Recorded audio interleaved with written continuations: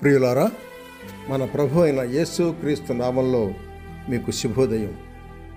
ఆయనను గూర్చి అనుదిన ఆత్మీయ ఆహారం, మార్చి 11 మంగళవారం.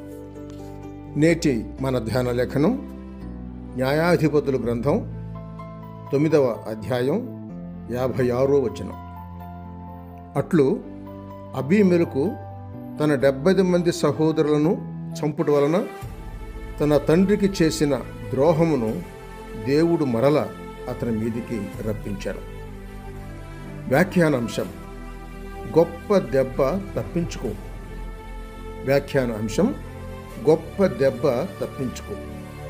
వ్యాఖ్యానం: ఈ అబీమెలెకు గిద్యోను ఉపపత్నికి అక్రమంగా పుట్టిన కొడుకు.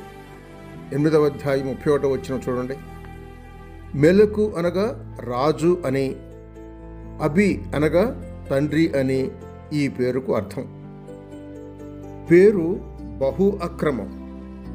ఎందుకంటే అతడు అక్రమంగా ప్రవర్తించి తన తండ్రిని అవమానపరిచి తన స్వంత అన్నదమ్ములను చాలామందిని సంహరించి 3 ఏళ్ళు రాజుగా ఉన్నాడు. ఇదే గ్రంథం 9వ అధ్యాయం 22వ వచనం చూడండి.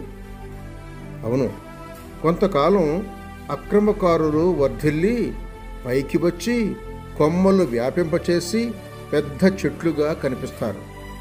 కానీ అది కొద్ది కాలం వరకే కదా. చాలామంది ఇది మరిచిపోయి భక్తిహీనుల క్షేమం చూచి లేవీయుడైన ఆసాపు వలె విసిగిపోయి వెనుకదీయ చూస్తారు.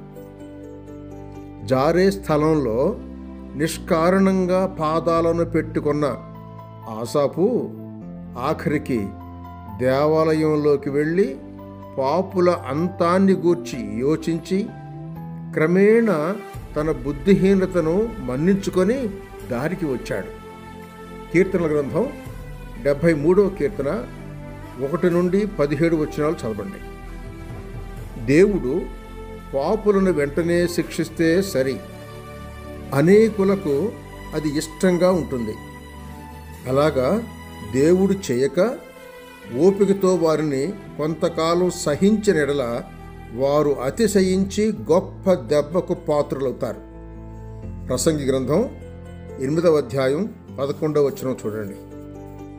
దుర్బీజుడైన అబీమెలెకు పైకి వచ్చి కొన్నాళ్ళు పైకి వచ్చాడు, కానీ తగిన సమయం రాగా దెబ్బతిని కూలి పడిపోయాడు.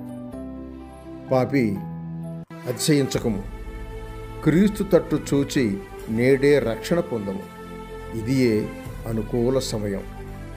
సహోదరుడు సైలస్ ఫాక్స్. శుభములతో